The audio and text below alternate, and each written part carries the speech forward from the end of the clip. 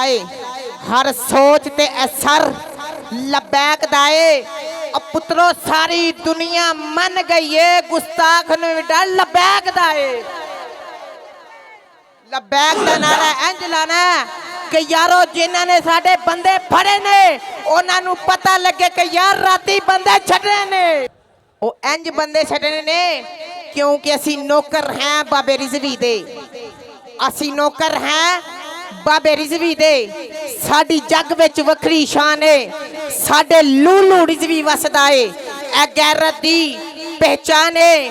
एक गल दे मगर बाबे खादम दे जिया कुफर सारा परेशान है।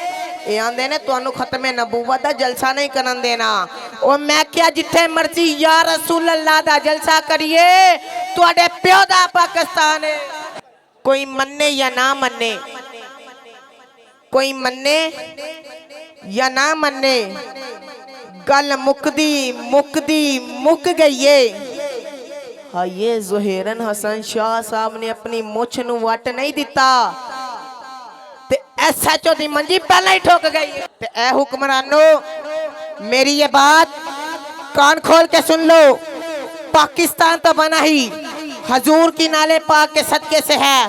यहाँ तो हर मोहल्ले में, हर गली में, हर घर में यही नारा लगेगा ताजदारे खत्मे नबुव्वत। ना ना ना ना साडे अमीरुल मुजाहिदीन अल्लामा खातिम हुसैन रिजवी फरमांदे सन जिदो सहाबी हजूर सल्लल्लाहु अलैहि वसल्लम जिदो मैदान ते जांदे हैं ना ते जिदो तीर आंदे सन ना ते सहाबी अंज हाथ चुक के तीर खांदे सन कि हजूर नू तीर ना वजे, हजूर नू तीर ना वजे। अज यार तुसीं नारे वास्ते नहीं हाथ चुकदे पे। ओए ताजदारे खत्मे नबुव्वत,